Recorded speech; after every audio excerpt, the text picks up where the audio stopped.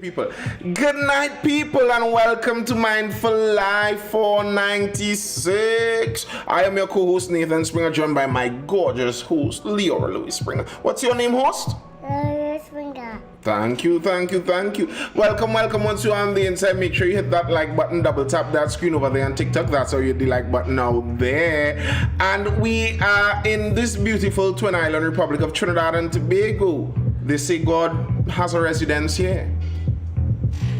So they say. They also say it's not a real place, but we'll see how that goes. This unreal place now has a new government, and that's what a lot of these stories we're going to talk about today are. This new government and the changes in administration and what that causes amidst the policies and programs in our country. As we realize, as governments change, a lot of these policies, a lot of these projects, a lot of these programs change with these governments. And is it an inhibitory effect on progress? Are we holding up our progress by government after government insisting on changing and enacting their own unique policies every time they come in and restarting many things from zero? Or is it that these governments are just right? The previous ones indeed were so flawed and horrible that they had to throw out everything they did. Let's check and see. Alright, let's dive into the news. Tell the people laters. Yeah. Bye, folks. Bye, folks. I'm gonna go to sleep. Say that. I'm going to go to sleep. I'm going to sleep. Nice. Laters. Later. Head in.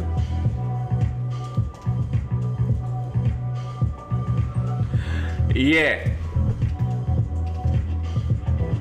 Is the hands being clapped or slapped? Which hands are those? Which hands are those? All right, let's see if we could jump into some of this news as I see it over here, starting in the sports and youth area.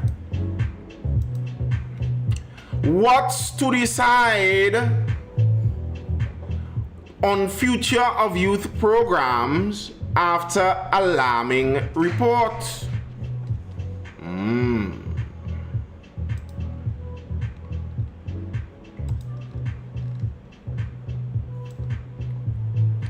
The fate of several major youth intervention programs.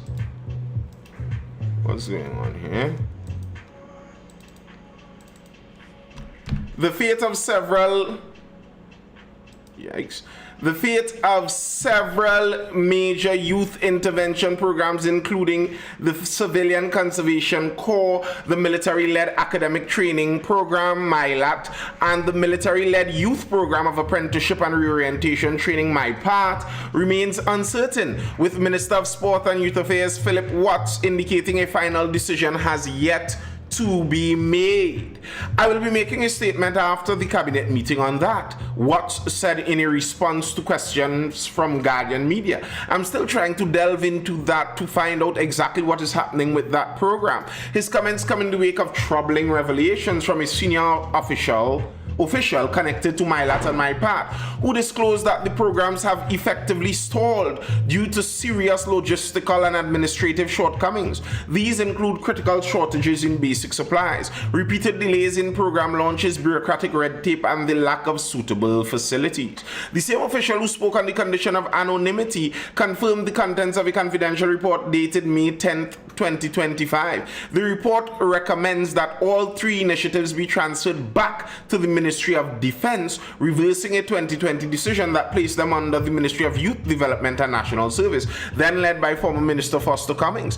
Before that shift, CCC had been under the Ministry of National Security since its inception in 1993, producing over 30,000 graduates during its 27-year run. MyLat similarly operated under the ministry from 2005 to 2020 and saw more than 1,000 participants graduate. The reason they would have given to move the program to the Ministry of Youth Development and National Service was that programs would be better aligned within one ministry. That was not our experience. We were there I don't think that we were treated with parity with the other programs. So in terms of CCC, I would agree that it would be moved, the officials said.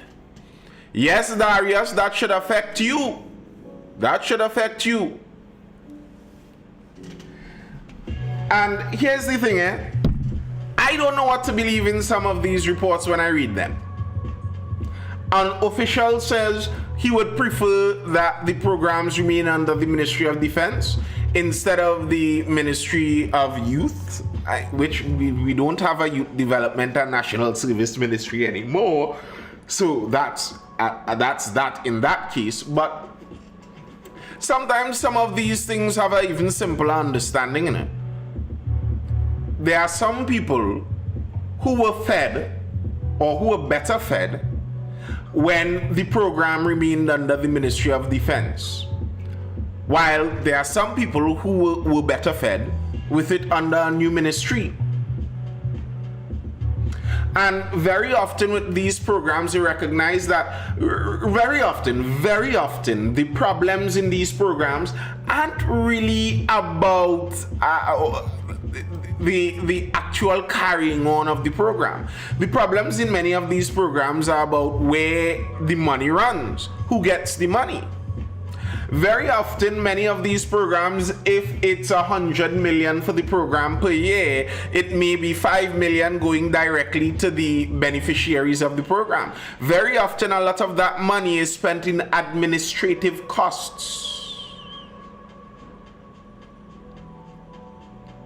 As far as I know, it's not closing, Darius, but they're talking about it nonetheless. They're discussing it. Where is it going to go? Who is it going to be under the control of? Because if it is the Ministry of Defense, that is one person. If it's the Ministry of Homeland Security, that would be another person. If it's the Ministry of Youth Development, I believe they have it as now, that would be another person. Yes, it was originally done under national security. The PNM moved it in 2020, and that's where the discussion is at now, whether they're going to move it again back to that ministry. But the Ministry of National Security no longer exists. So is it going to be the Ministry of Defense, or is it going to be the Ministry of Homeland Security? Which one of those ministries? If it's going back to that national security style ministry, or would it be the Ministry of Youth Development? Is it Youth Development the new ministry is named? Is it going to be that ministry, or the Ministry of Youth and Sports? Which ministry is it going to be? Which minister would have the policy standpoint to look over these programs? Mylat, meanwhile, has struggled with securing food supplies so severely that roughly 200 enrolled trainees and cadets have had to remain at home. I suppose you are one of those, Darius. You were eating too much in the People's Program. They couldn't feed you enough. You ate out the program, so now you have to remain home. That's the problem. We have a shortage of food, so we couldn't keep them. So we had to send them home, and they're on the cusp of starting their examinations and are not being able to be engaged by the teachers since the Easter break. That's a recipe for the disaster in terms of what we're hoping to achieve academically in terms of their success, the source said. And here's the thing for me. I actually believe a lot of these programs are very useful and even essential. Many of these programs aim to catch the youth that fall through the cracks, the youth that don't quite cut the mark, cut the proper path during their official schooling attempts. And these programs help many of them. There are many success stories out of CCC. There are many success stories out of Mylat.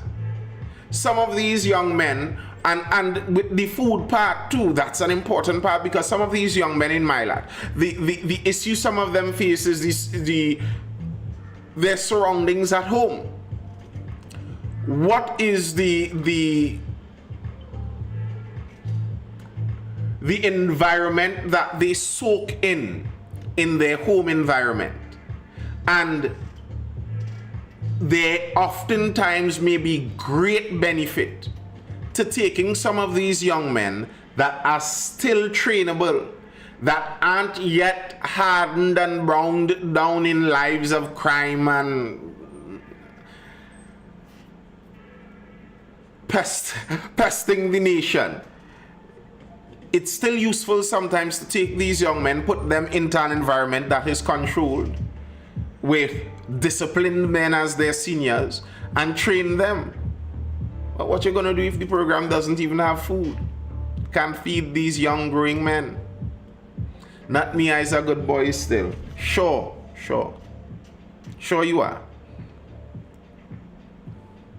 The official statement is expected to be delivered on Thursday following cabinet deliberations. And you know, that's the thing as administrations change, eh?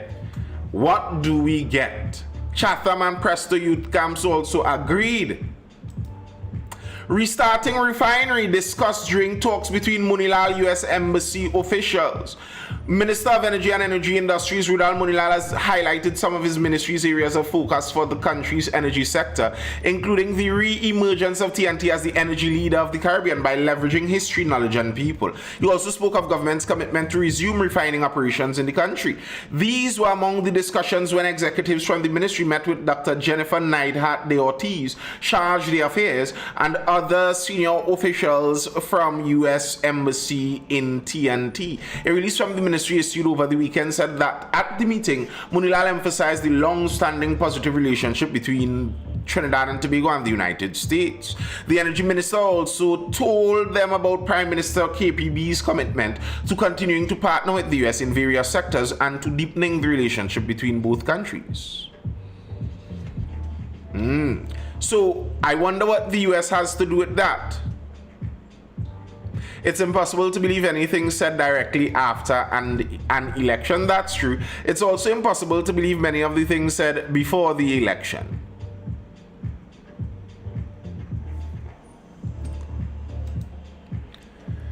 Rani, that young man eats too much. That's what he does to me.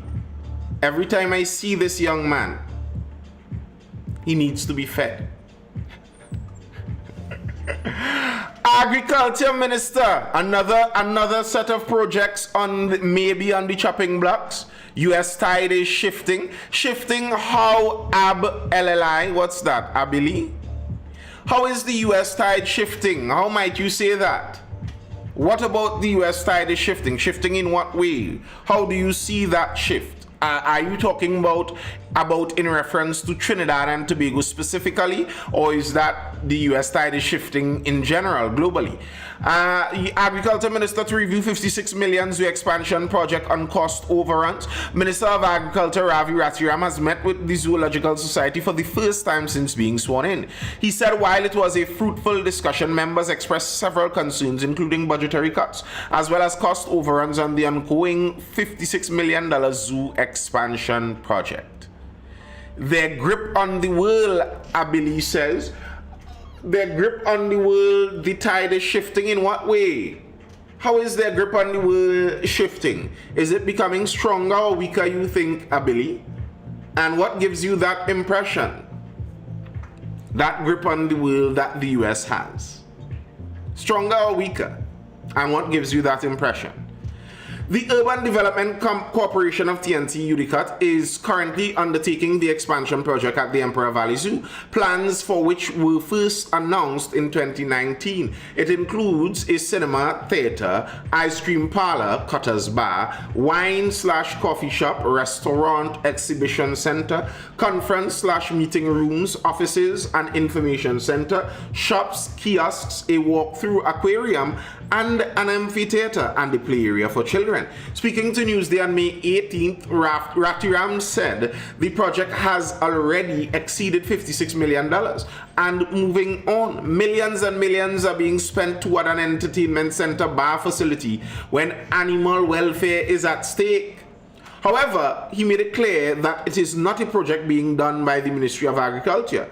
It is under another agency. It's only yesterday I got a brief on the matter. He said he will soon meet with executives from the agency to re-examine the priorities of the zoo and see how best we could realign the work that has already been taking place. Weaker Abili says China and Russia can increase influence in the West soon. And what exactly gives you that impression, Abili? What makes you think that the United States has a weaker grip on the world now than they did last 2 years when they had what was a puppet as a president? Now we know that very likely he may have had severe cancer since before he entered office, and his brain was melting from at least then also. So were they stronger 4 years ago? What are you basing that on? Are you locked in a China-Russia bubble? Be careful. See what you're basing it on. All right. And here's the thing. These kind of issues, like with the zoo here, even if the new government speaks about realigning for a better purpose, the money that was spent was already spent. Very often we see things like this, where one government spends several millions of dollars doing something, another government comes in and decides, nah, we don't like that. And yes, they may talk about it as if it's for saving money, but very often it has nothing to do with saving money. In fact, it very often costs more.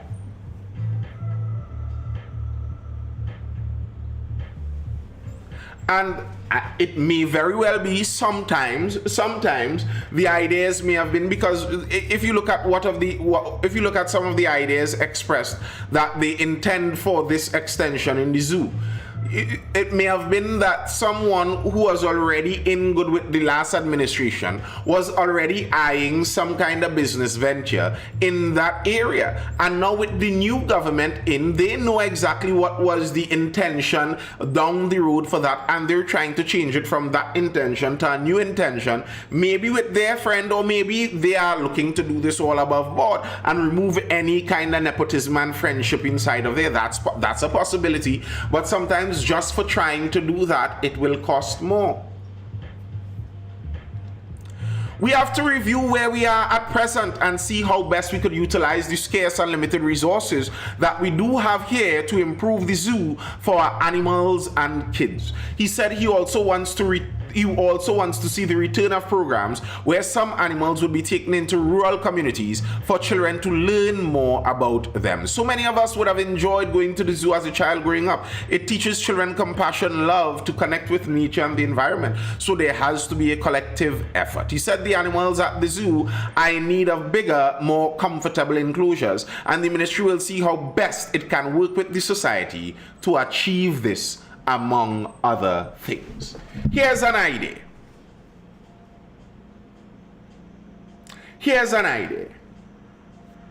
Let's move the zoo from the middle of our capital city, from being a neighbor to the annual fireworks celebrations. And how about we put it in a more central location where land is not a problem, access could be gotten from any direction, and enclosures would be able to be much more expansive. Put it in Vancouver. I have a vote for Vancouver. Move the zoo to Vancouver. I might even be okay with Wallafield, Talparo, Caparo. Tabaquite a little mountainous, but even Tabaquite I will rate as a better choice. Let's not go south. We're looking for a central location here.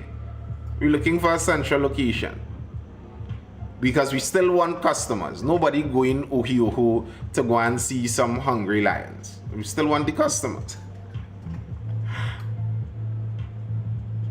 Nathan give you a chance, everything end up in Central. Stop it. But Central is a good location. Central is Central. How it makes sense to put the zoo next to where we shoot our fireworks every year, bro? How that makes sense? The zoo, right now we have animals and some of the most expensive real estate in this entire country. That footprint of the zoo, ignoring the botanical gardens, you could technically say I think that belongs more to the president's house. The footprint of the zoo, the car park, and the new building area. That area in land alone, the cost in land alone, might be 100 million. Land in that region could be 100 million land alone. And I like the zoo, I like animals. But I don't think we need to use the best, most expensive real estate in the country for animals. Exactly, Ronnie. And I think if they were to move the zoo to Vancouver, you would actually increase the presence of what you'd call that, auxiliary para industries. So industries looking to have a small petting zoo, have a small farm. The 1% zoo down Chagram is more impressive than the public zoo. I think that's a good choice. I am pretty sure the zoo is state-owned. It is state-owned, it is state-run. The Zoological Society, I believe, is sponsored by the state, if I recall correctly.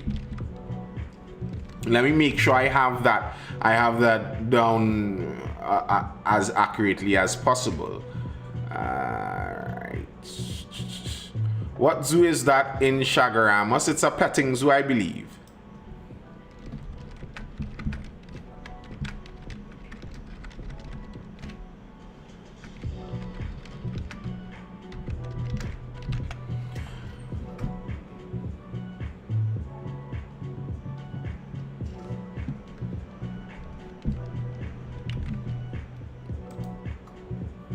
It have a zoo, a petting zoo, I believe the guy is talking about.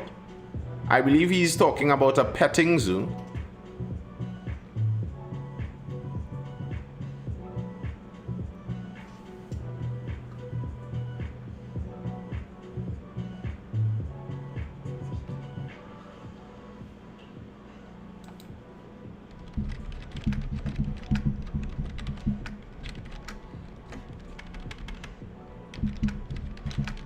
I'm just checking the ownership here.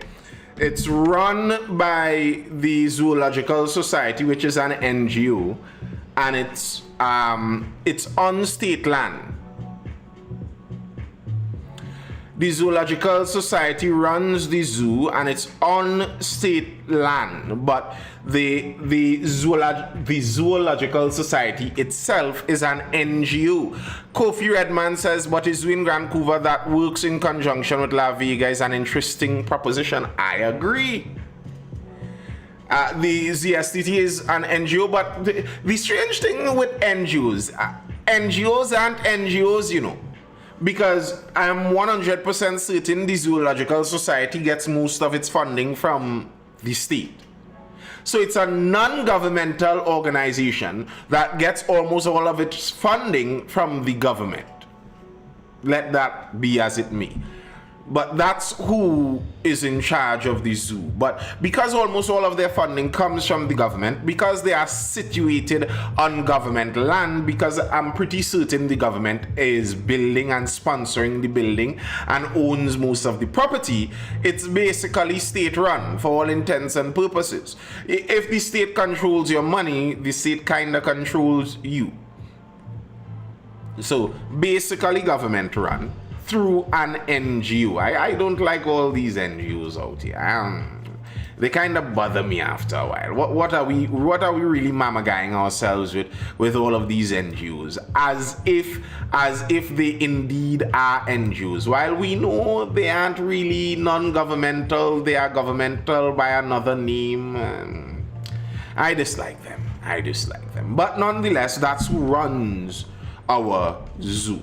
And hopefully they could listen to some people and lobby the government to see if they could give them some land out there in Grand Couver. Grand Couver is right off the highway. You take a drive down the highway, turn off right by Presal there, through a little slight winding road, and bam, you're right there. You're right there in quick time. The Children's Hospital is right. Ooh, that's a note. Tanti Cams, I need an audience. How poetic would it be? A children's hospital and then a zoo. So a child could have a let's not say a last wish. But they could have a wish to go see an animal in the zoo and you just take them right there, not too far. A children's hospital not too far from a zoo seems like a poetic fit. Seems like something meant to be. Leave the botanical gardens as a green space, give the animals more space and better quality of life. I agree. I don't think the botanical gardens should be moved. The botanical gardens has a lot of history, and the trees themselves aren't bothering anyone. And the capital location of a garden like that makes sense. That garden attracts activities that are suited for that location. Go picnic, you go with the Boy Scouts and have a little something there. Go and sit down with your girls group and drink some rosé or something in the bush. Oh gosh, that makes sense in the capital. The howler monkeys don't. And they keep getting more and more macaws. The last time I went to the zoo recently with my daughter, and it seems like there are 100 macaws. How we have all of this in the middle of the city? That would be so much better fitting in Central. Who have a direct line to Tants? Tell her we have a little talk now. Tell her, let us have a little talk. Agriculture Minister seems to be a bit busy. Agriculture Minister to revisit compensation process for farmers. In the wake of farmers in Arangwe suffering hundreds of thousands of dollars in losses due to flooding over the weekend, Agriculture Minister Ravi Rathiram says he intends to re-examine the compensation process to make it easier for farmers. Standing next to a field of tomatoes and lettuce covered by almost 18 inches of muddy water on Samaru Trace in Arangwe on May 18th, Rathiram said the previous administration is to be blamed for the farmers' losses. Describing the farmers' losses as heartbreaking, he said the failure to clear watercourses in a timely manner led to the flooding. Rathiram said he is not surprised, though, by the destruction. Over the years in opposition, we have been speaking out about the failure of the previous administration to maintain the watercourses, to clean the watercourses, in particular, those watercourses throughout the agricultural plots. And today, we are seeing the effects of their failure. He said the facts of the situation supported his assertion of negligence. If you go on the southern side of the highway, you'll recognize that there's no water like this. So the problem here is the watercourses are blocked, and the underground drainage across the highway itself also has been compromised, because on the southern side of the highway the water level is very low, whereas on the northern side there's an accumulation of water. I don't know if the water is blocked. What you think about the UNC government? I don't know. I'm yet to see. Someone asked if I think it's feasible for Petrotrin to reopen. I think this is a question of proving the last administration to be liars. I don't know. But this, I think, this Petrotrin issue is one we could look at as a marker to see which administration is lying to us. If the PNM administration was lying, the reopening of the refinery is going to be relatively straightforward and easy. If the PNM administration was telling the truth, then there's going to be lots of talk, lots of promises, and not that much action. Abdul says decades farmers claiming money for flooded crops that are still sold for human consumption. That's correct. Yes, there's a lot of bubble and ratchefi inside of that realm. We know this. And I would urge the agricultural minister, he may be 100% on the ball with this. It may indeed be the last government's slackness at fault here. But the blame he is throwing now is, by the time next year comes around, it's going to be aimed at him and his government. Because as far as I can tell, the reality is that many areas where farming is done is conducive to flooding. Lots of farming is done on floodplains. Floodplains are called floodplains because this may sound surprising, it may be astounding, but they flood. Do you think the PNM should still be in government that way nobody will be voicing any opinions? What kind of foolishness are you talking, Sagittarius? I should have known somebody who has a horoscope sign as the name didn't come to say anything serious. Do you not know which number live I am on right now? What do you think we were talking about in all the previous lives? World EMA would have to chair this. EMA would have to chair this issue, and I don't know if they are strong enough to do so. The thing is, many of these clearances of some of these waterways, some of them, I hope they get some people who understand river works to do some of them. Because I have seen over and over governments widening and deepening waterways to get water out of one area faster. Now, the reality is, if you get water out of Arangwes faster, it's going to go to wherever it's heading to faster. So, okay, even if you're able to open, widen, deepen all the waterways to hurriedly get the water out of all of those areas, out of any area where there's residential or commercial or farming industry being done, and you rush it out. Almost all of those rivers go out into the Gulf. They go out into the Gulf through the mangroves. They go out into the Gulf through the mangroves. So if you speed up all of the waterways right up until the mangroves, what would happen to the mangroves? And in case we don't know, mangroves are the necessary breeding ground for fishes. Horse Majestic Garden says we tighten we belt for 10 years and still have nothing to show why. How did you tighten your belt, Horse Majestic Garden? Did your salary drop over the last 10 years? How was your belt tightened? You, says Kamala, seems to be making promises to gain an audience, then backtracking and waiting on hanging. Well, hanging is still in our law books. It's still in our law books. It has never been removed. It's just if the judicial process is able to happen so fast that we get hanging.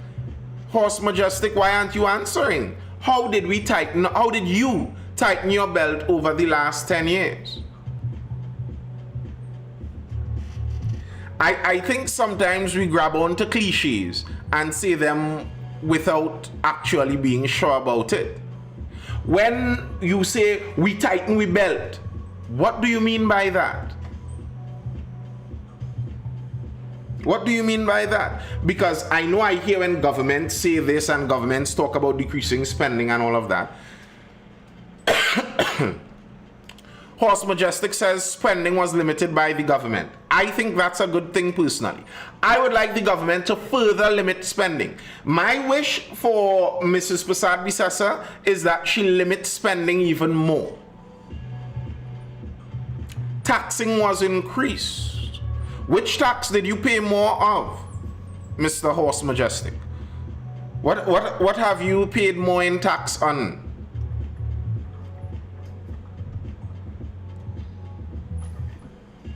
What did you pay more in tax on? Knight Nathan, the UNC government popular here in Trini? Well, of course they are. They are very popular. That's why they won. Brian says, wait now. Yo, property. Horse Majestic Garden says, you paid your property tax? You paid that? So you have to get it back. All right. And I really hope that the new government doesn't increase any taxes. I don't want to pay any more taxes. I agree, Marlon. Me too, Paul Duncan.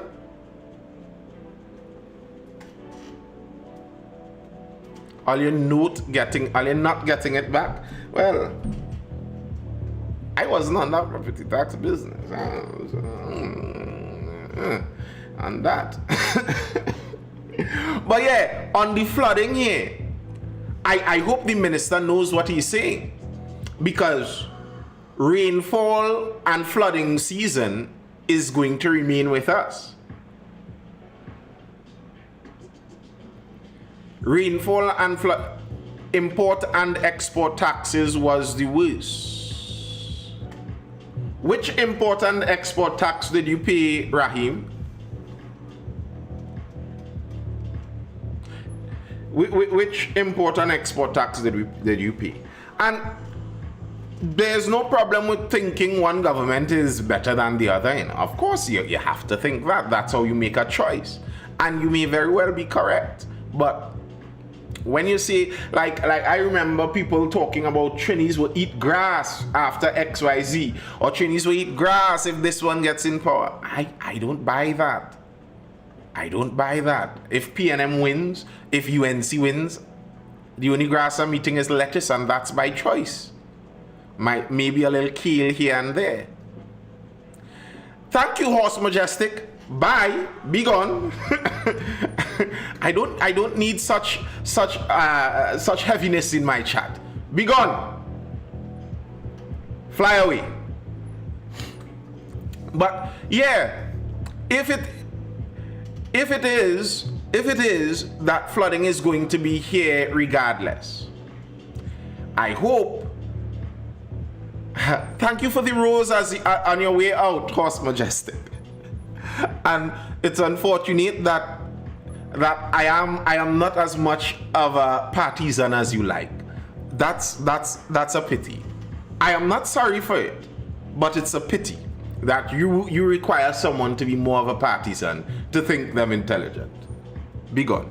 Yeah, the thing with flooding is natural. They are floodplains for a reason. So to make it overly political, you're going to have those answers to face next year. I hope they are able to solve it. But I think some of those things aren't so easy to be solved. I look at Caparo. Caparo was a flooding hotspot. They tried to move that flooding from Caparo. It went down to Londonville. If you move it from there, who knows, maybe 500 might be flooding next.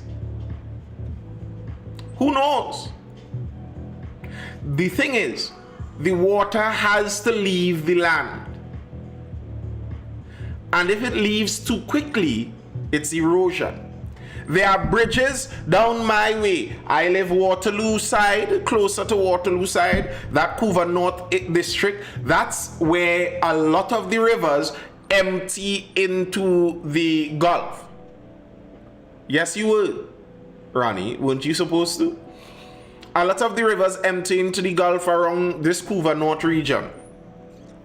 And over the last 5 years or so, a number of these bridges over a number of these waterways have been falling and collapsing. Why?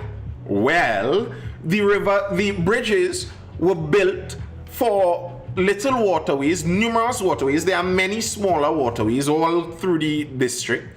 They were built for many of these small waterways that were 10 feet, maximum 20 feet sometimes across. But when the government straightens and broadens and deepens the waterway, tough luck, Ronnie. Straightens and broadens and deepens the waterway and brings it all rushing down to these smaller bridges. It's going to cut away at the river, widen the river next to the bridges, and bam, we have bridges falling. So some of these problems aren't as Wagwan, Dream Chaser, good night, Kermac. Some of these problems aren't as easy as ABC to solve.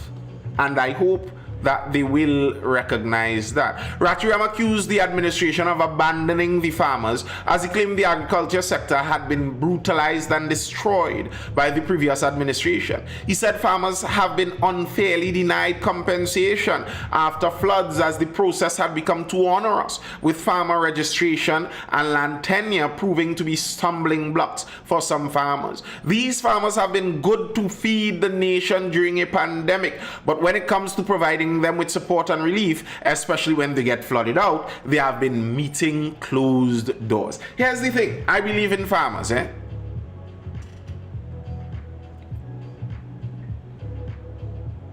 Why do people think a government can stop flooding when a huge problem is people littering? I agree. A huge problem with flooding is people throwing and dumping things in the river. That is a huge problem. Then a huge problem with flooding, something that I keep trying to point out to people year after year, is that flooding very often is a natural part of a river's cycle.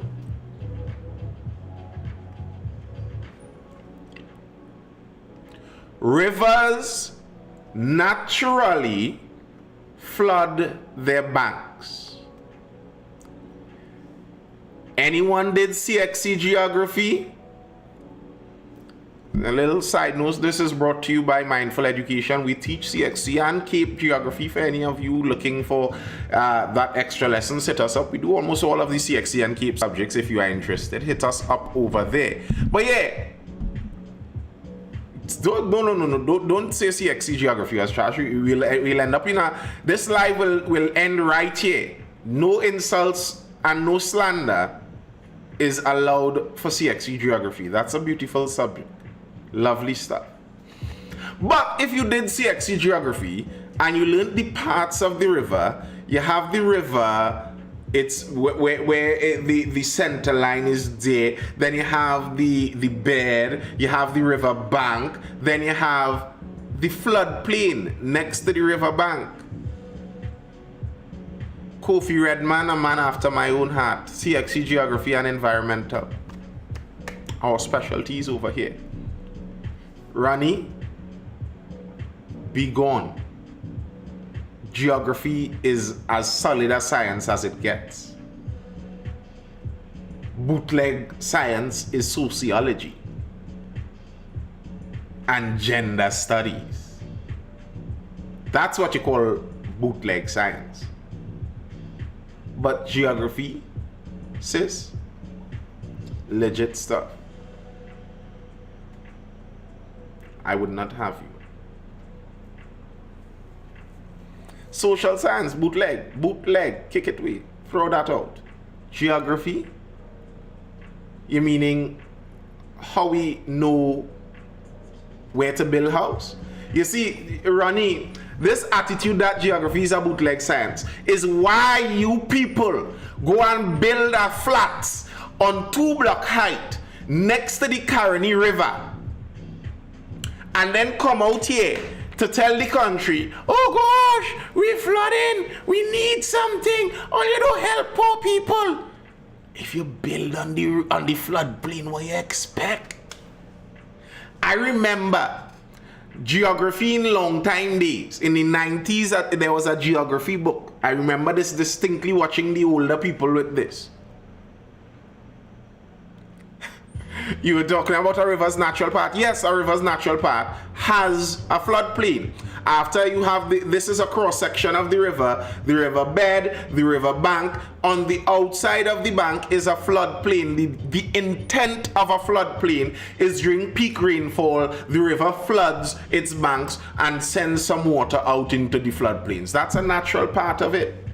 In that previous geography book, I remember they used to show you that people built houses specialized for different places, and they would show you the houses on the stilts for the floodplains.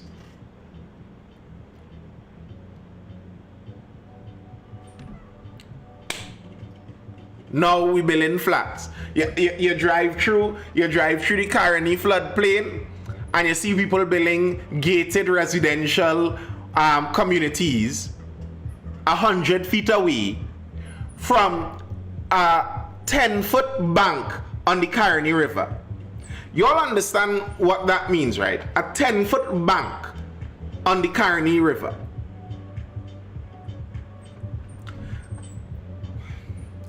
The river goes down deeper than the flat.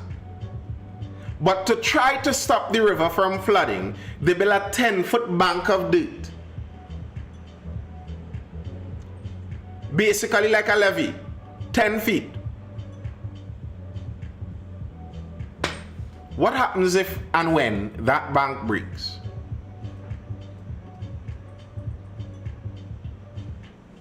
A lot of lands were cleared in the country for farming, no replanting of these trees.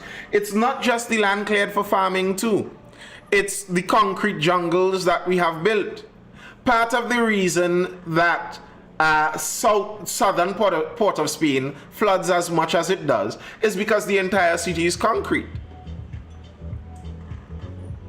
When you have a lot of concrete, no water can soak into the ground. All water that falls immediately needs to find a water channel. When you have vegetation, if you have trees and grass and dirt, some rain that falls remains on the trees. It will evaporate from the trees and never even reach the dirt. Some rain slowly trickles down the trees, so all the water doesn't end up in the river at the same time. Some rain, after it slowly trickles down the tree, it slowly trickles through the dirt. So it still doesn't end up in the river at the same time.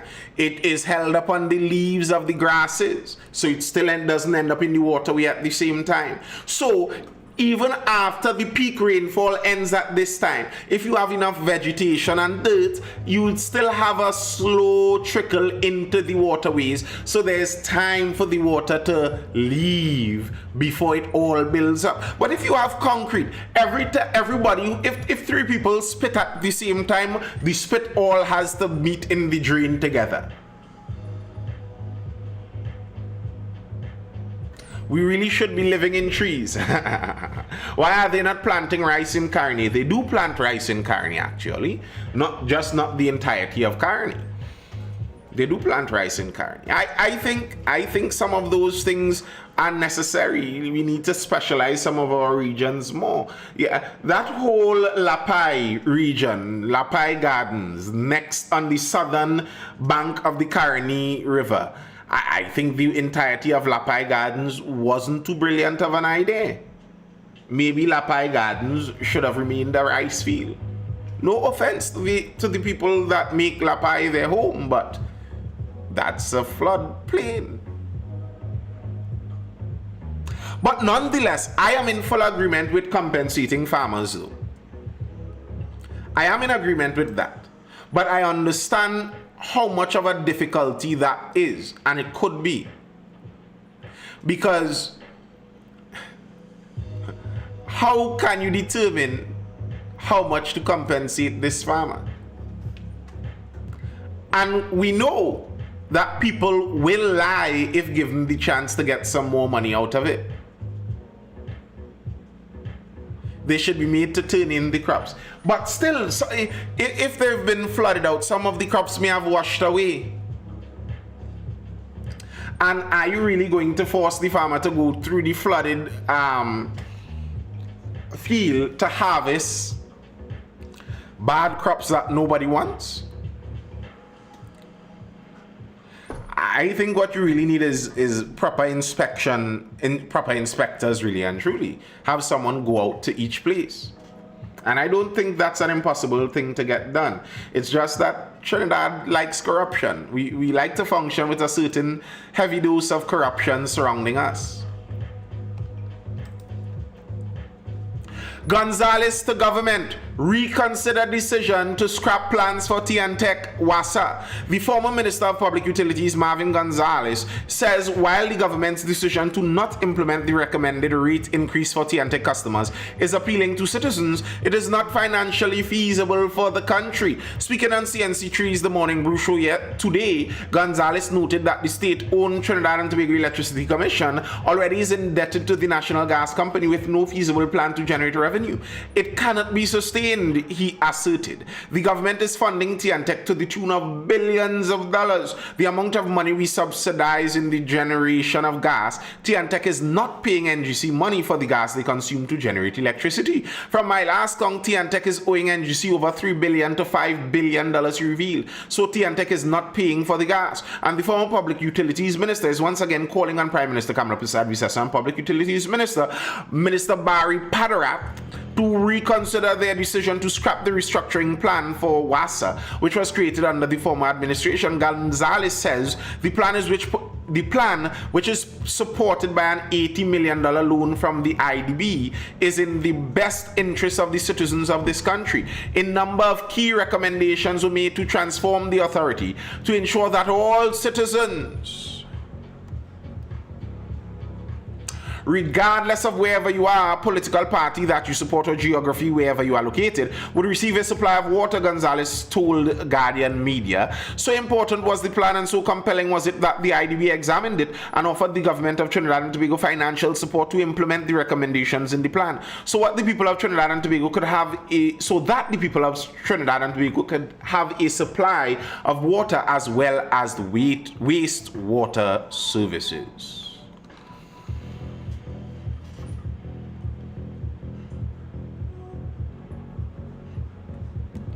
Whatever happened to implementing solar energy and energy buyback? It's more than the money we should want those crops off the market. I understand that. But all of that could be done in the inspection too.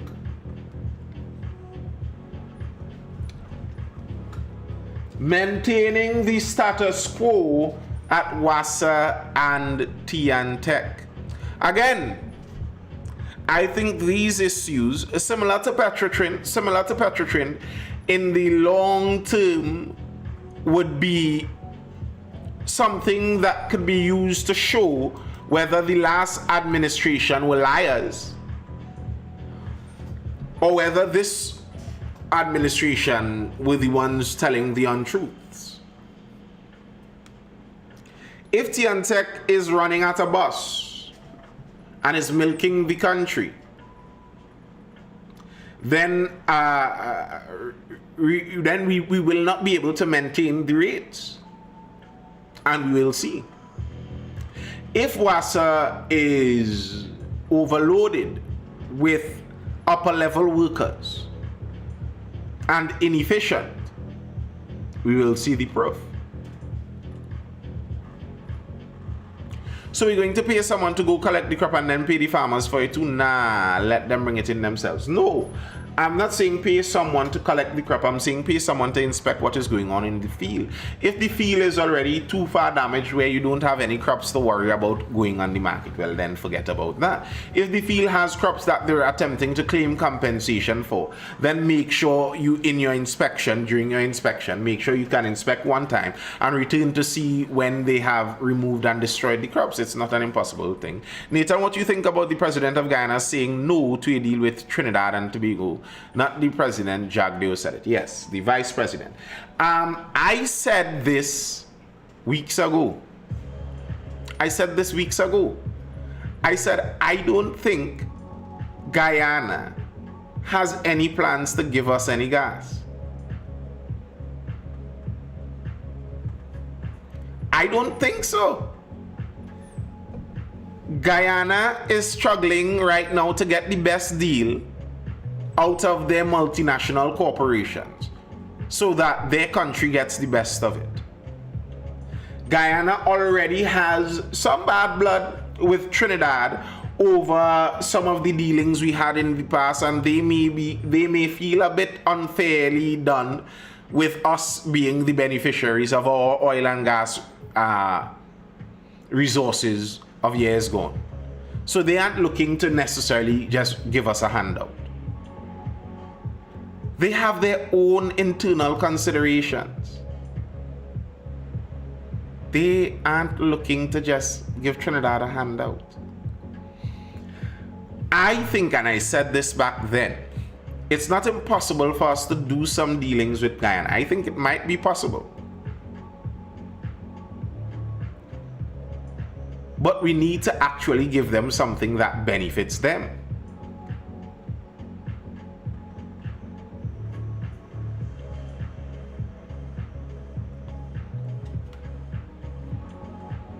What do we have that they are going to benefit from? Them mad at us, look all we did, all what we did.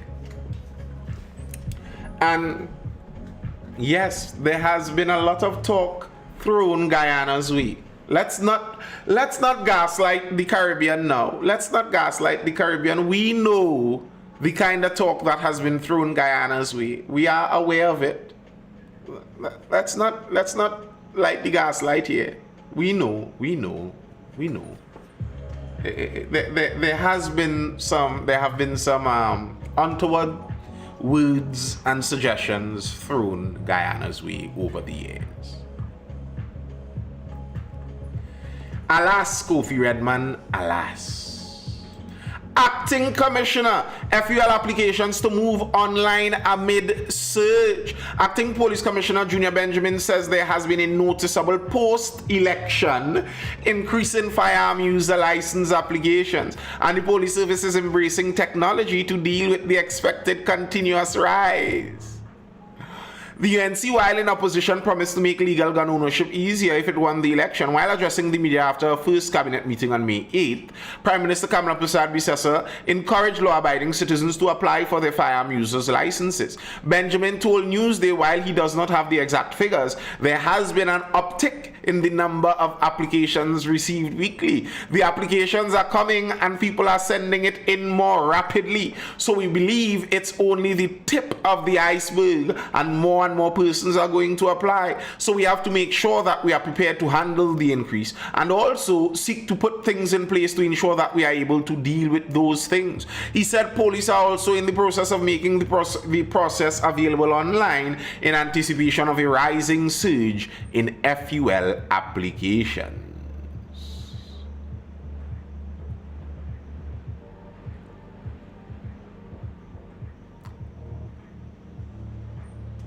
%14 is Guyana cut from ExxonMobil. ExxonMobil is, I think Trinidad might offer a good deal.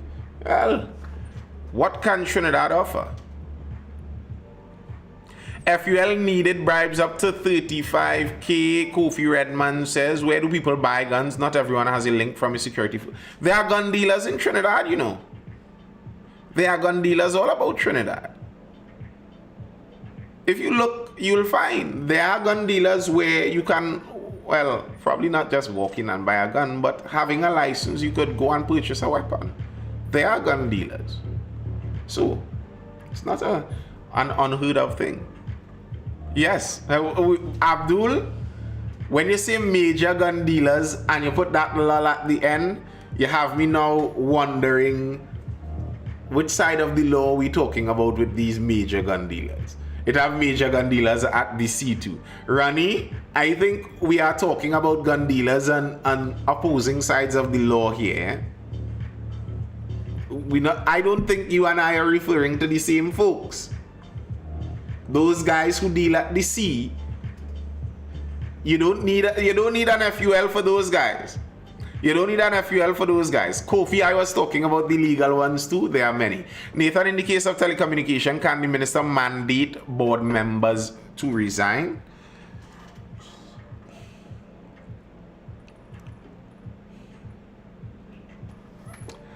I'm not sure. I am actually not sure.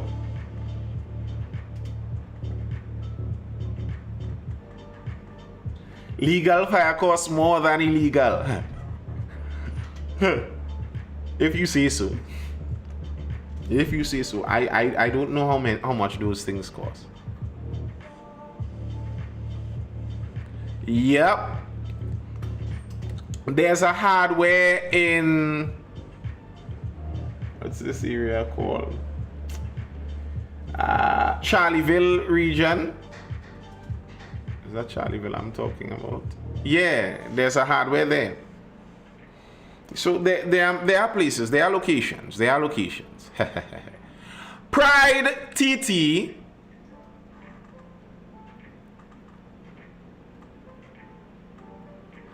urges government action on LGBTQIA+ rights. Pride TT has issued a strong call to action in solidarity with the global LGBTQIA+ community as it commemorates International Day Against Homophobia, Biphobia, and Transphobia. Ida Hobbit. Under the 2025 theme, The Power of Communities.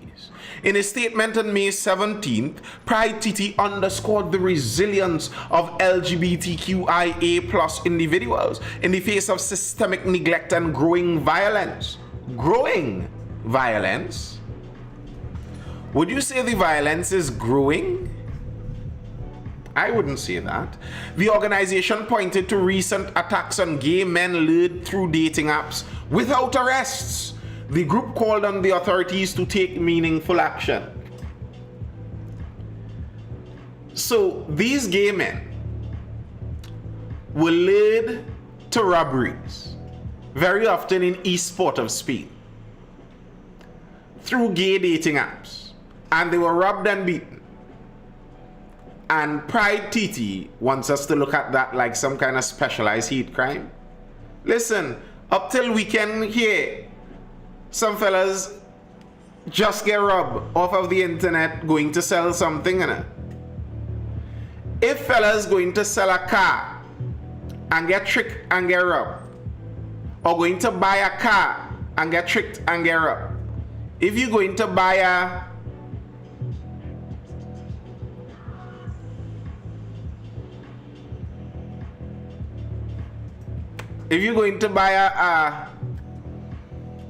how do you say this? If you're going to buy an exit hatch or a phallus, who is you? Trinidad dangerous. Paul Duncan wants to know who goes to buy a car in Mova. I guess the question could be asked of the LGBT alphabet people. Who goes to buy booty in East Port of Spain?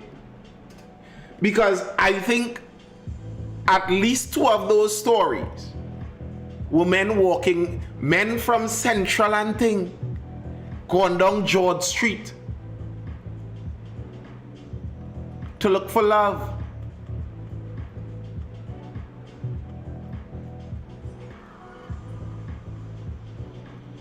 Like, sir, I am not doubting that there may be all sorts of people of different lifestyles in East Port of Spain. I have no doubt of that, but you're the one that want to go search for that, sir.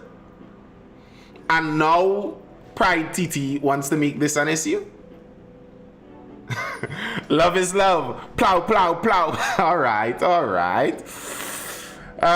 We cannot continue to pretend that these are isolated incidents. This violence is a direct result of a system that refuses to recognize LGBTQIA+ people as equal citizens. Pride TT said, listen, all the homo people that are Trinis are Trinis. What do you mean equal citizens? How is Trinidad not recognizing alphabet people as equal citizens?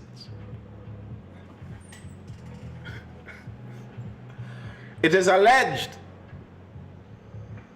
someone of the community. This year's theme is, what's this year's theme? The power of communities. It is alleged that at least one member of the community is now in a senior governmental role. That person seems to be recognized as an equal citizen.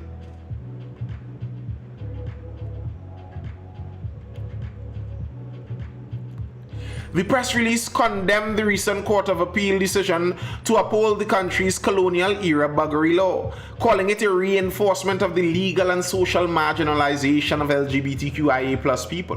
Pride TT co-founder Kennedy Everett Mirage said issues facing the LGBTQIA community are no longer a matter of personal belief or morality, but of human rights. I think, here's what I believe.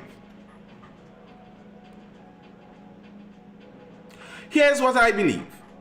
I believe globally we should start to consider the term human rights to be a religion.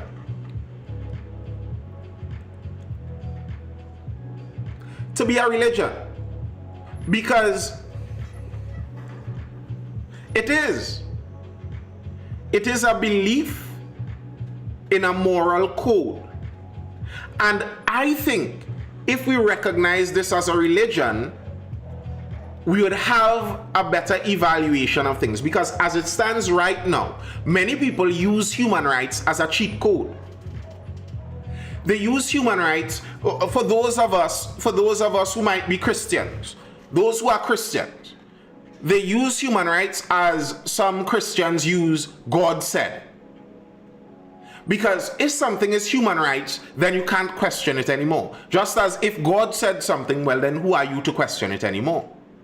That's what they're using human rights as. That's why he said this the way he said it.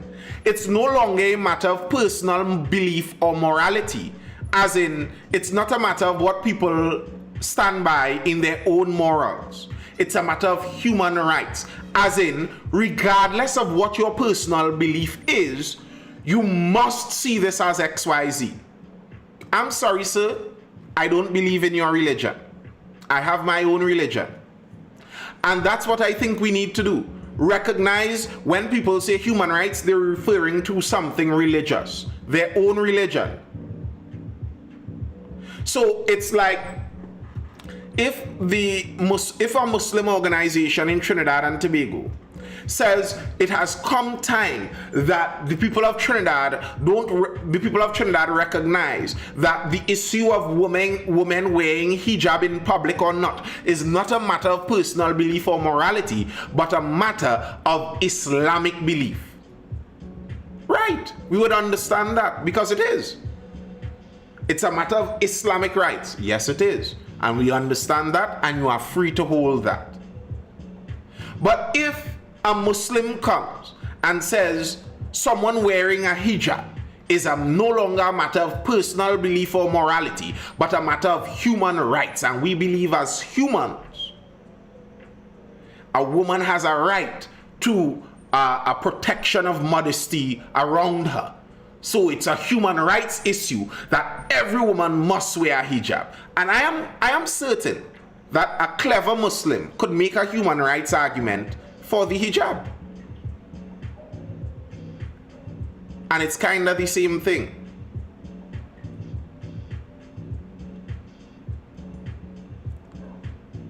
No one's rights should impede that of another. Yes, I agree that your rights shouldn't impede that of another, true. But do societies have the right, as a society, do we have the right to determine which rights we give? I say yes.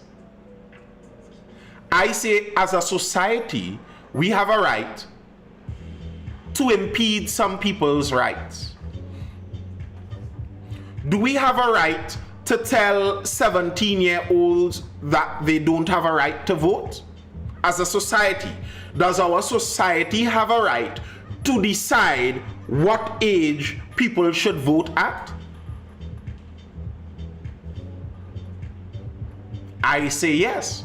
Our society has a right to determine our own particular boundaries. And if you disagree with the boundaries chosen by this society, you could attempt to discuss a change. You could leave.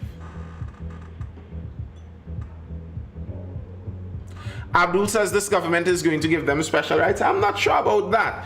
I think if this government tangles with LGBTQIA issues, they will lose significantly in the coming election. Trinidad and the wider Caribbean is an extremely, well, we don't use the word extremely, but is a quite socially conservative region. It's a quite conservative socially region. Lots of the voters that vote for UNC are conservative. If I were to make an estimation, I would say the PNM may actually have a higher proportion of this country's progressive-minded voters. If I were to make a guess on which party may have the most internal support for gay rights and LGBTQIA issues, I would say it's the PNM. Because the PNM has more of those millennial-aged university graduate folks. The PNM has Trini Twitter. All of the people in Trinidad that are okay and would push for LGBTQIA2+ rights are located on Trini Twitter. And Trini Twitter is a PNM safe seat.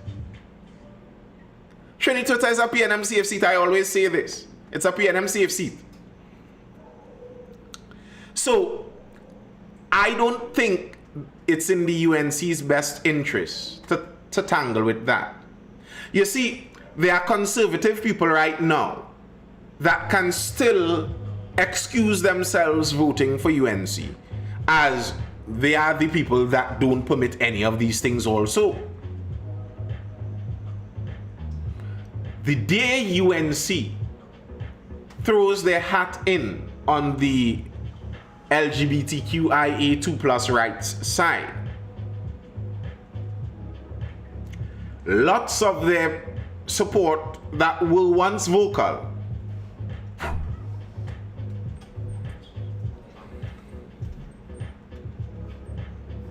most of us who are on Trini Twitter are indifferent, at the least as it pertains to LGBT rights. Yeah, indifferent or pro.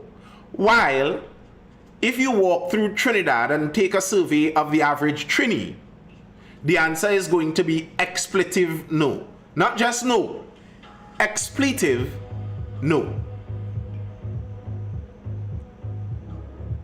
So I don't actually think I don't think it's smart politics for the UNC. I don't think it's smart politics for the UNC, and so far Tanti Kams has been playing smart politics. I don't think she's going to tackle that. If they tackle that, that will be something near the end. If they think they're not if Tanti Kams thinks she's not going back up and they may lose anyway, something you throw out on your way out. I don't think they're going to tackle that head on as a major thing at all. They have never even whispered those words. Have you ever heard, even with the assumptions that the assumptions may assume, have you ever heard that guy that you all assume about? Have you ever heard him mention anything with regards to anything about anything with rainbow and alphabet? He doesn't mention that. I only heard him ever speak about his child. I leave that right there.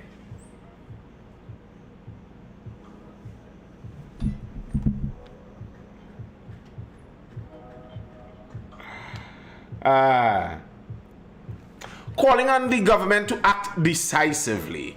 Pride TNT recommended the repeal of outdated discriminatory laws that criminalize LGBTQIA plus people, the introduction of legal protections that guarantee equality, safety, and dignity for all citizens, and the investigation and prosecution of acts of violence against LGBTQIA plus individuals with urgency. You know, it grinds my gears. It grinds my gears when special interest groups make it seem like members of their special interests are the only ones victimized by crime in society. You hear women groups talk about, well, 5 women were murdered for the year, and we have yet to catch the murderer in 3 of these cases. Oh, Trinidad is horrible. And you hear it's 500 men dead, and they catch none of the killers yet. Like, come on.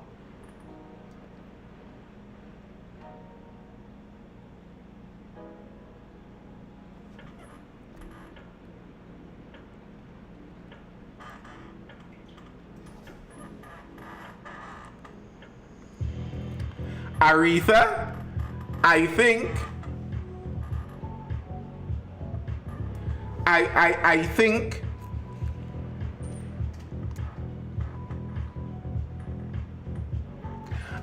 you may not be in the proper rumor mills. I am not calling anyone's name as pertaining to anything as such. Just know that there are allegations.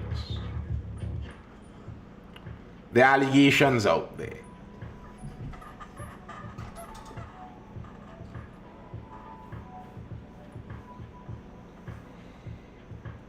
There are allegations out there.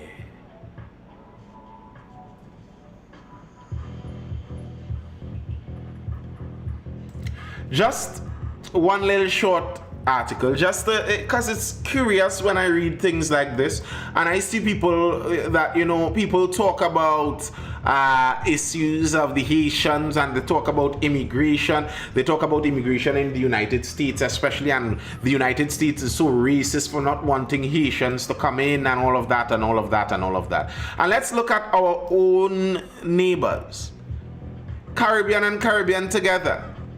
42 Haitian migrants detained after illegal landing in Portland, Jamaica. A group of 42 Haitian nationals, including a heavily pregnant woman and 6 children, have been detained by Jamaican authorities after arriving illegally by boat in Portland over the weekend, police confirmed. The migrants, who arrived between Saturday night and early Sunday morning, landed at Ross Craig Beach in Long Bay aboard a 25-foot makeshift canoe with no engine. Their arrival was spotted by local residents, who quickly alerted the authorities. Members of the Jamaica Constabulary Force and Jamaica Defense Force responded swiftly, locating the migrants along the beach and nearby roadways. The group, consisting of 29 men, 7 women, 4 boys, and 2 girls, was taken into custody and transported to the Port Antonio Hospital for medical checks and processing.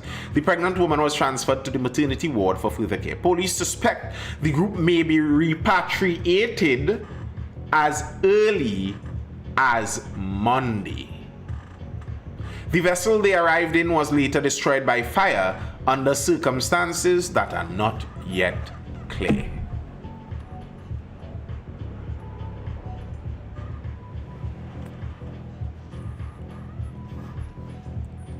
Correct, Ronnie. Correct, they are all allegations. They will get refugee status. No, Abdul. No. Let me reread that line. Let me see, where was that line? Police suspect the group may be repatriated as early as Monday.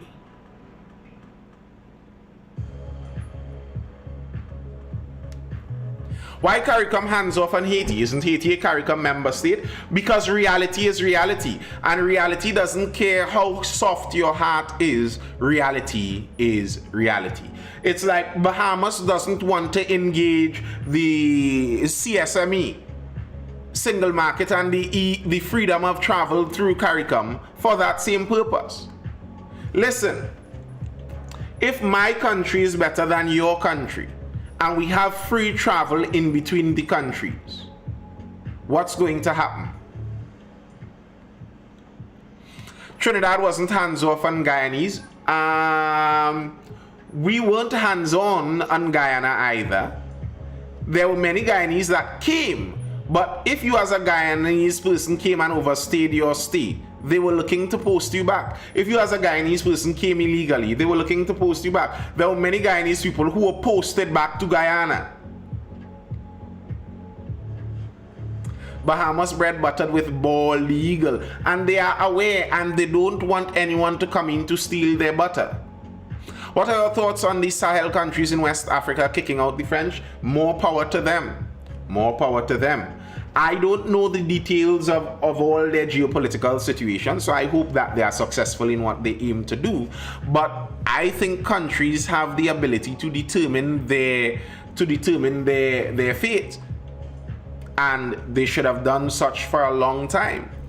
They should have done such for a long time. I would like to see many of these African countries do some of those things. Stand on your own 2 feet. Show the world the power that many of these African countries say they have. Don't just talk about it, show it, live it.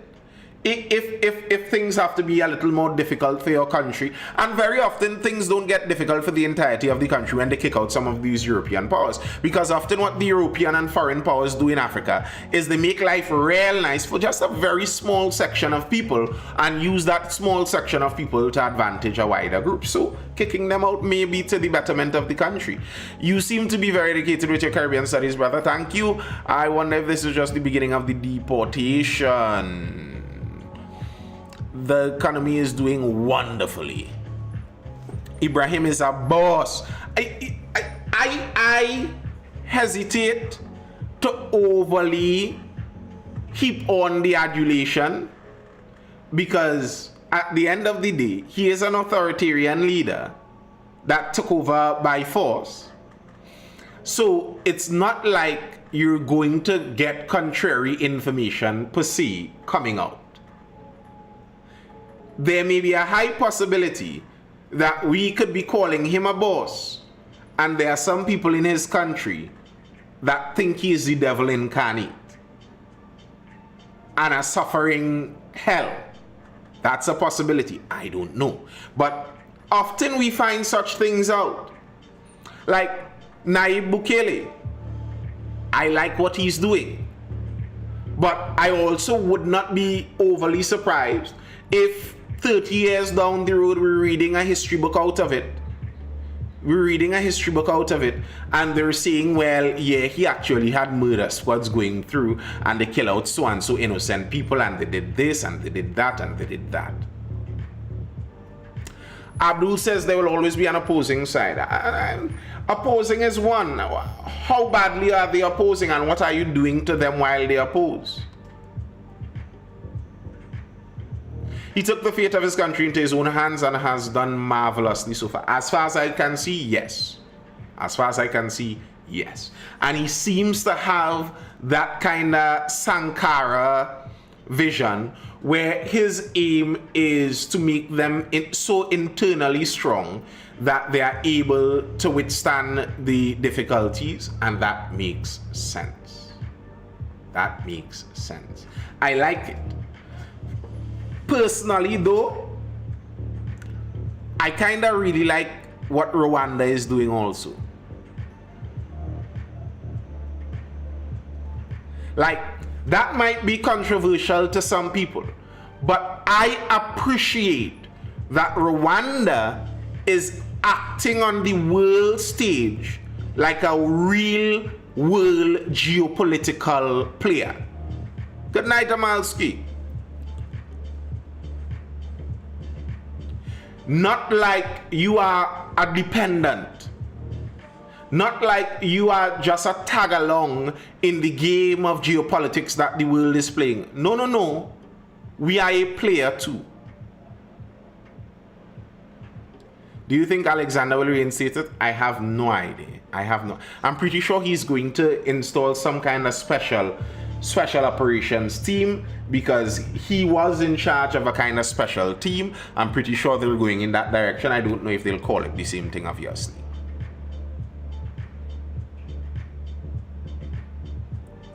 Are they still being the world's pirates? That's not Rwanda, that's Somalia. Rwanda is slowly taking over pieces of Congo. And here's the deal. Congo is another independent African nation, but is it really? Is it really? Congo has been abused by European powers for so long. Rwanda, Paul Kagame, that was the name I was trying to remember. Rwanda, from a genocide and one of the poorest countries 30 years ago, to playing so well on the world stage that world leaders are afraid to make negative comments about you.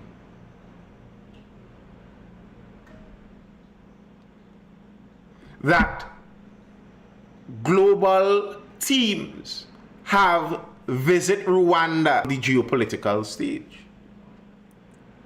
Countries can't just tell them what to do like that. What I think about, we were speaking about Mr. Traore's rule. It looks good so far. It looks good. But as I said, he's an authoritarian leader, and oftentimes with the authoritarian leadership, you don't know the true details until the end to know exactly what has been happening. So I don't know all that he has been doing. Good night, Curry. People underestimate the amount of diversity there is in Africa and presume Africans and they overestimate the diversity. They underestimate the diversity in Africa and assume that Africans are all one people that all love each other. There are lots of varying and contrasting histories that are fighting each other on that continent, and as such, I don't think there will ever be that level of unity. And Africa is much larger than some people think too. It's much larger than some people think. There's a lot of disagreement in there. The unity of Africa, I think, is unlikely. It's unlikely. You look at areas that were unified, it's because they were basically homogenized. China was unified by conquest over a long period of time. India, similarly. Europe, well, they have relations. It was common religion and a pretty close common relation among many of the monarchical powers through the years. That's Europe.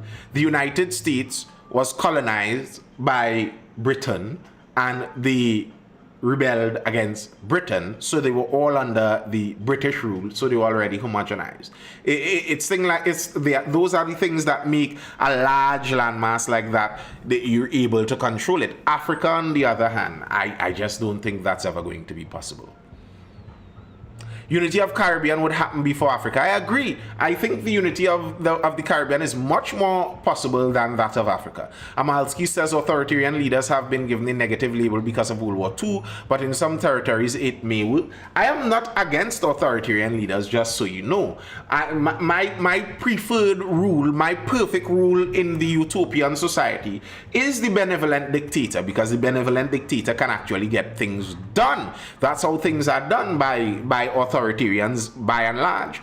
So I am not de facto against authoritarians, but the reality is that authoritarians have gotten a bad name with good cause. With good cause. The chances that they are benevolent are slim. Well, I'll put it this way: the chances that they are all benevolent is slim.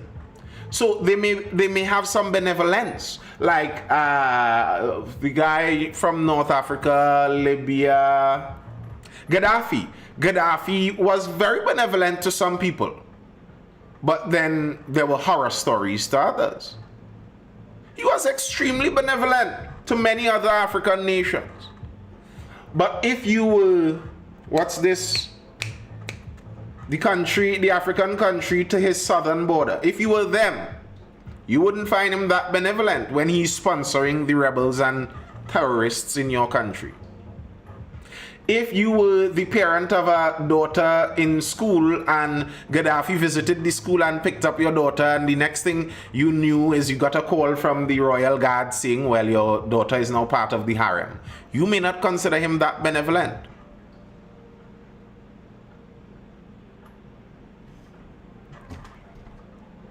We had 10 plus years of horrible unchecked power.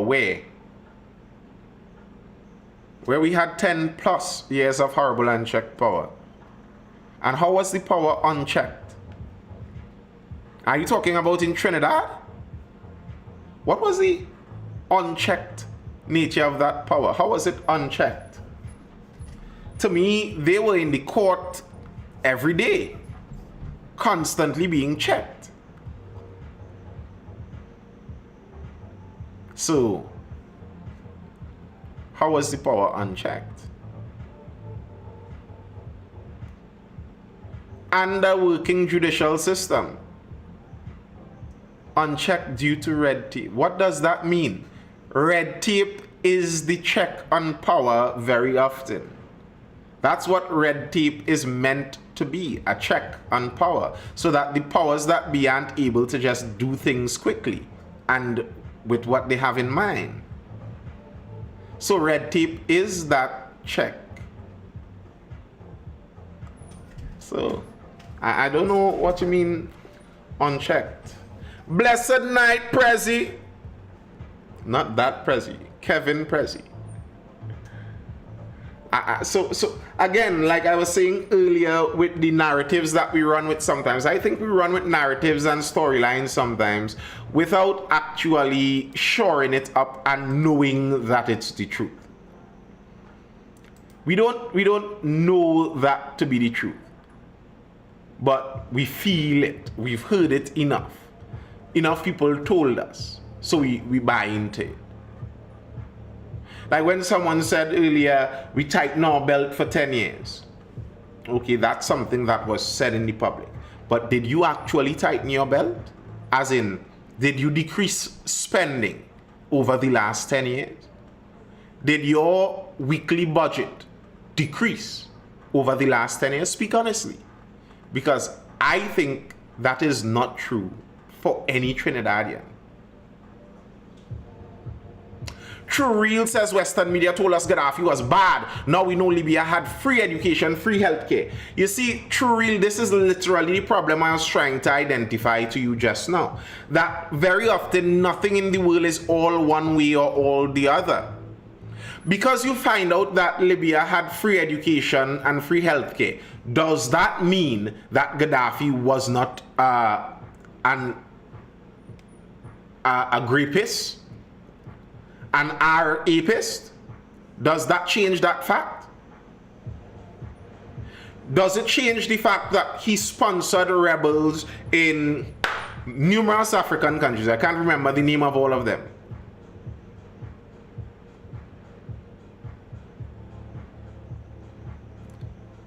Does that change the fact he sponsored rebels? Does that change the fact that he had extrajudicial killings? Does that change the fact that he also stole and accumulated a personal wealth off of the people? None of those facts change, because he did good things too. Because as with nearly every human being that ever lived, he wasn't all good or all bad. There would have been good things he did, and there would have been bad things he did too.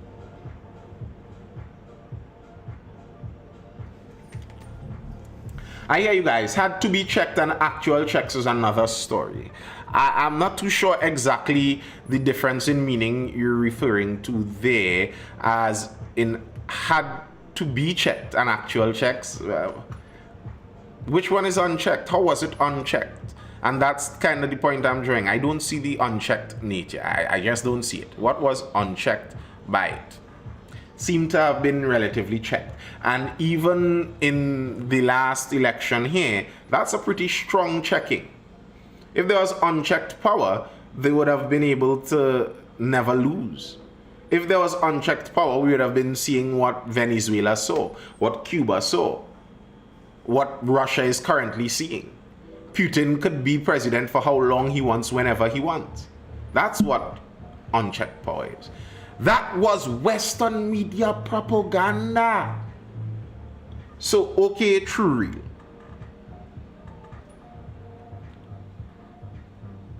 The mansions he had and lived in were invented by Western media.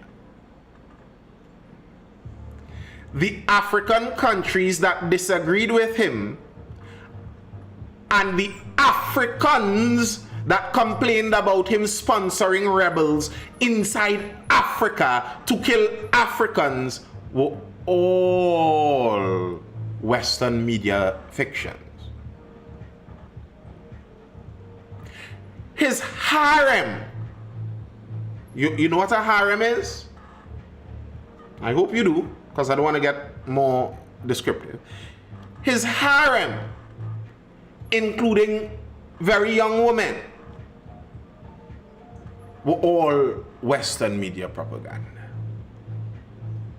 Like, at some point in time, we have to grow up. We have to grow up and think for ourselves. Listen,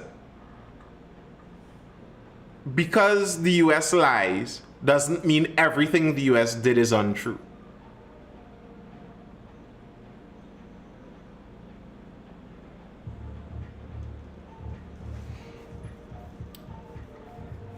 Is Traore flying around in gold-plated aircrafts? Like, the thing is, I'm saying this for the onlookers. I'm saying this for the onlookers because with a name like True Real and already uttering the things that they say, what happens is when someone ends up at a certain point, no amount of information could convince them of anything.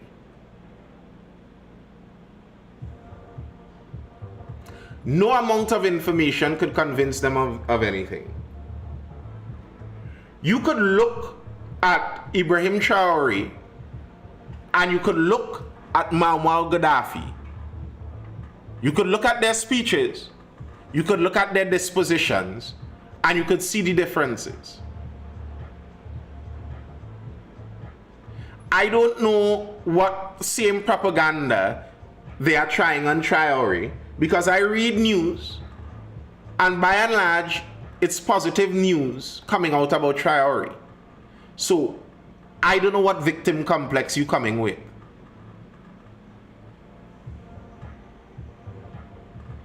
Gaddafi was no bad guy. I'll say Gaddafi was no good guy either. I'll say most of you that say things like this would not want to grow your children up under his rule. You know, it's all. This is the thing that amazes me constantly with people like True Real, and even you, Abdul. They will criticize the West, but they will never leave it.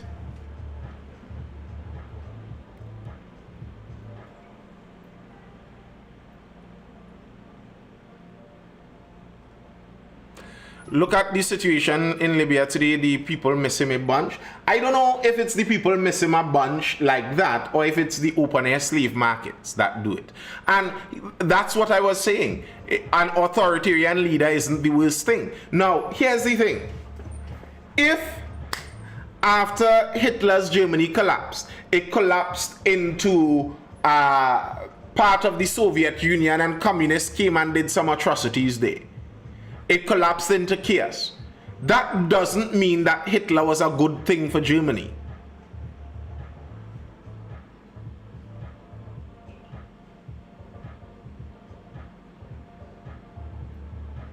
It's an open-air slave market in Libya right now. It's a horrible place. I agree.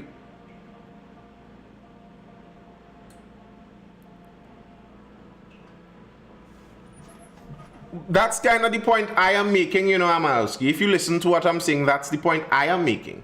I am not saying that Gaddafi was a bad guy. I am not saying Traore is a bad guy. I am saying that nearly no person is all good, all bad. And if you buy into the propaganda that someone is all good, you're going to make yourself look like a fool, and you are going to end up defending atrocities.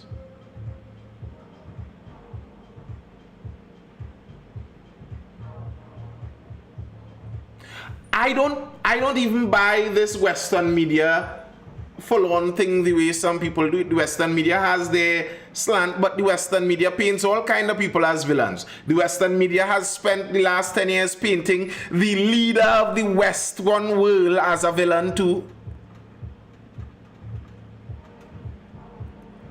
America have hundreds of thousands of homeless, Libya had none. Okay. And I am quite certain net immigration was in the direction of America from Libya. Isn't that strange?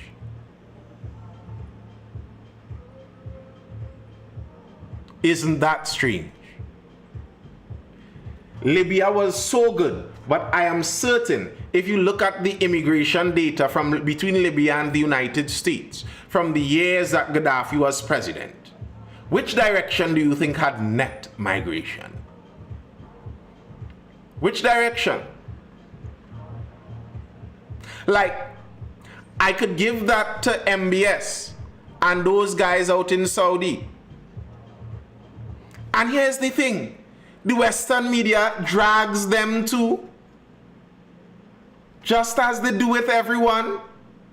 MBS, right through, they constantly blame MBS for the murder of Khashoggi. You all remember that?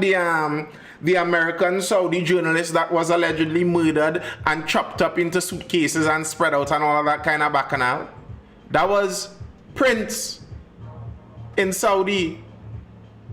The guy that Trump went and hug up and just big up like best friends, BFFs. So, like this Western media talking thing. Like, what? So, they aren't good or bad. They're human.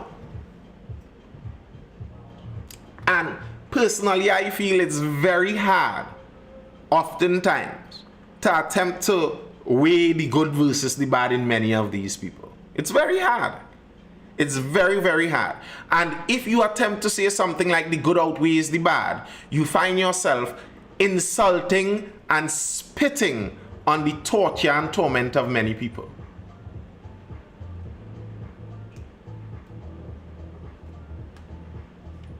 That's what you'd find yourself doing. I don't know that's true for Traore. I like that Traore seems to be a simple man. I like what Traore says. But I'm aware he's a supreme leader, as it were, and there are often troubles with that. But nothing he has done so far has struck me as troubling. You know, it kind of reminds me of the Kamala conversation last week where I was saying that I just don't know. And that seems like it's not good enough for people. Can we say the good versus the bad in the West? Who is really on a moral but we always talk about that with the West. I regularly talk about this. I talk about the fact that the US prints money that we are all tied to, so basically they're enslaving the world. I say this over and over and over. That's not a good thing. That's not a positive thing. And Donald Trump is attempting to maneuver to ensure that the world remains on the US dollar, so that the world remains beholden to the United States, and they could print money at will, decreasing or increasing the worth of our own assets.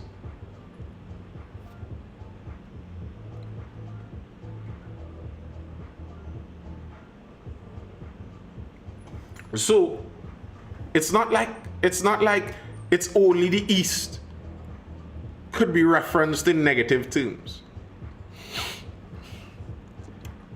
What I would like, though, is that people could be realistic and honest. More internal criticism comes out of the West than the East. So when you say Western media doing propaganda, it's because none of the media from inside those countries could tell you what's happening. What are you talking about, Amalski? So we're here saying the West so bad for what the West does. But everybody inside the West could see and say what West doing that is bad. Anybody from inside Burkina Faso could raise their voice in opposition.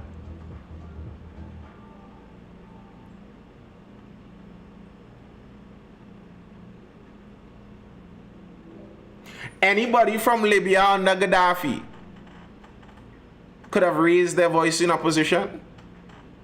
Abdul says, I'm saying the West need to mind their business. Well, there's a leader in the United States that now says that.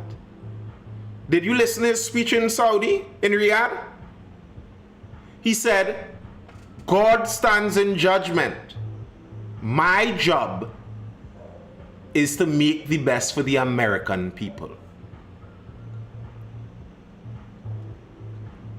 If you have a problem and think the US should mind their business, if you have a problem with US funding world aid, then this new US administration should be the guys to make you happy.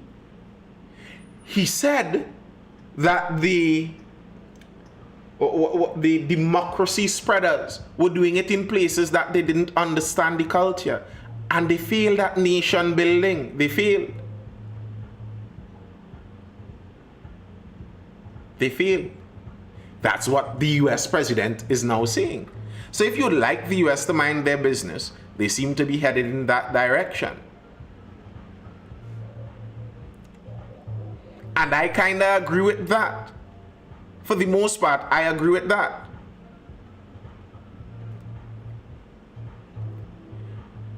You aren't in the place to determine the nitty-gritties of people's cultures. You want to go in there and spread democracy. You couldn't make Afghanistan into a democracy. You couldn't make Iraq into a democracy. You don't understand those cultures. I don't get how Israel is allowed to do what they do. They're allowed to do it quite simply because they are an ally to the United States. That's all to do with it. They are an outpost of the Western hegemony in the Middle East. That's what they are. And that's why they are allowed to do what they do. And then compound that with the fact that there are many high-level Jews all around, that doesn't make it harder. Let's not get into the Gaza stuff because there's too much propaganda there. Y'all wouldn't like my opinion on that. I can assure you, it looks like a lot of the chat wouldn't like my opinion on that. You all don't want us to go there. You all don't want us to go there. I could tell you, no more videos are changing my mind. No more videos are going to change my mind. And there is no genocide going on there. There is no genocide going on in Palestine.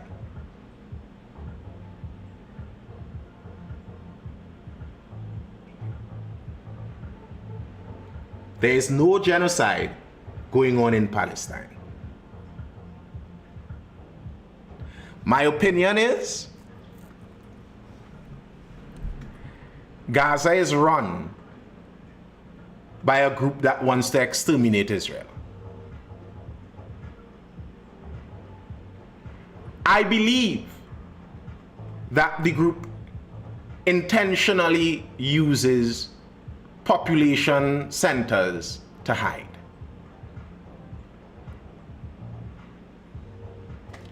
If you ask my opinion on war in general, there should be no war. Let's all give our lives to Jesus Christ and live a nice Christian life and be pacifists and live holy and pray to God. If we don't want to do that, then there are no rules in war. Rules of war are written by the victor There are no rules.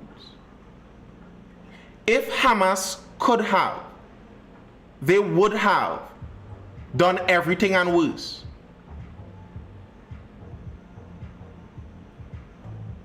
If they could have, they would have. It's a war. That's what goes on in wars. The United States dropped 2 nukes on a country. 2 nukes. Were there children and women?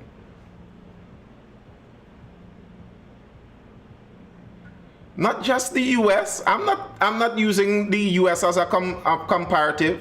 The Arabs butchered, slaughtered, and castrated Africans for hundreds of years. The Arabs slaughtered into Europe just as Europeans slaughtered into the Arab world.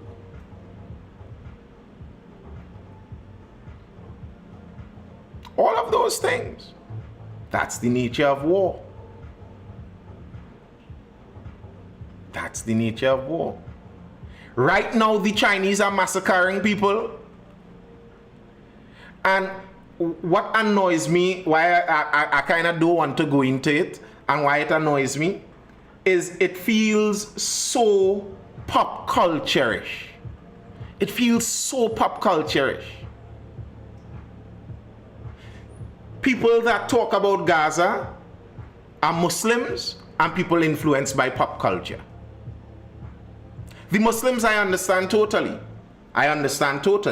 And that to me signals a reality about the Gaza war that many people don't like to admit. But that's one thing. The other part being people influenced by pop culture makes it seem pathetic to me. It's a fad. It's a fad. They show you enough videos of children and oh gosh. You know Nigerian Christians dying by the hundreds right now? Nigerian Christians, hundreds. Now, right now, today. It's non-video. There's no viral trend. So that's why nobody brings it up. I'm not happy that people are dying in Gaza, but it really doesn't have that kind of impact on me that people would like it to have.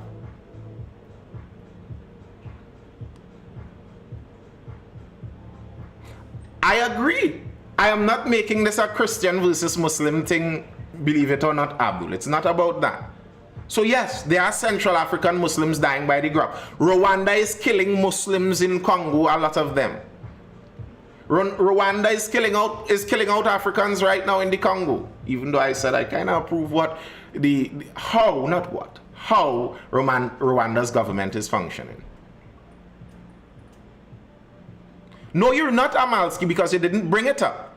So you are not sorry for them the same. And what about ism is helping? It's the point.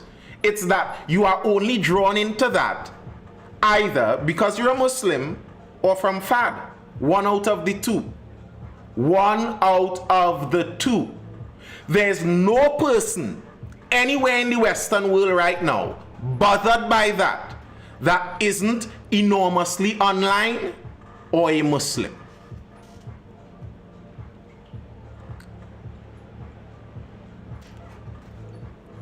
So, no, you aren't going to hook me by my emotions to run down anything. That's not how this works. It's really not how this works. So, my pity is with the people. It's sad that children are dying.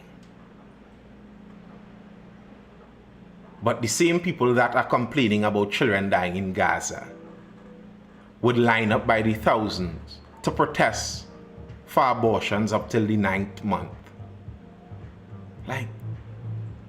And you are trying to guilt me that I am not hurt on the other side of the world enough. You don't care about Abdul. That's why I separated into two groups. I said Muslims and the FAD. And I said I understand on the Muslim side. You aren't on the FAD side. And the Muslims on the Muslim side aren't on the FAD side. They aren't supporting Gaza because of a FAD. When they say the river to the sea, they know what river and they know what sea they're talking about. That's a different thing. But yeah, they don't care about children. They don't care about children.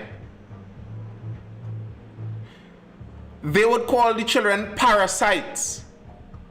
And it's good that we could get rid of them.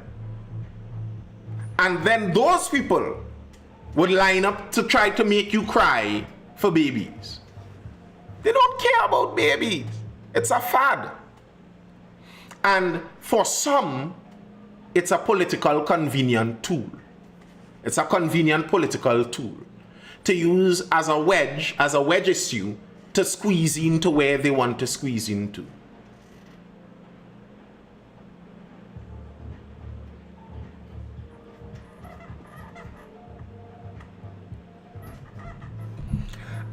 I don't know if it will ever stop. It's a difficult thing to stop. But I'm not emotionally invested. I could tell you that. I don't understand how these surrounding Islamic nations are not dropping food from planes. You see, it's kind of what I was saying about Africa too. Sometimes we think that all people are allies who are not all allies. Egypt has a wall separating Gaza from them.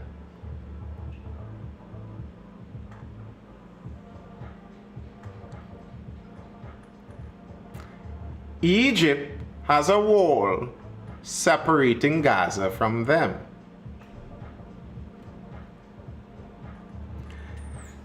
The reality is, as much support they may have in the cause, many of those nations, just like Guyana and Trinidad, have their own internal considerations.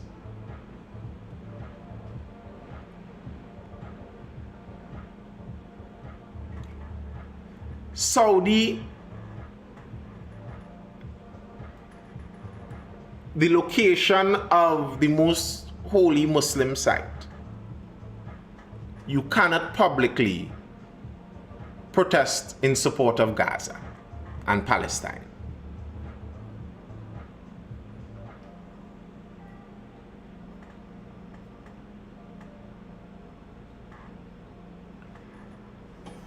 There are other considerations. I'm heading to bed too, Amalski. I'm heading to bed too. That's all I have for now. I hope you're educated, informed, or entertained. I am Nathan Springer. This has been the Mindful Live. Thank you for tuning in. I'll see you guys again for the next one tomorrow. Well, that's the day. Around that 9:30 p.m. time. Until then, people, hold it down. Stay good, stay well, stay inside, outside. Little sketchy. Laters. Peace.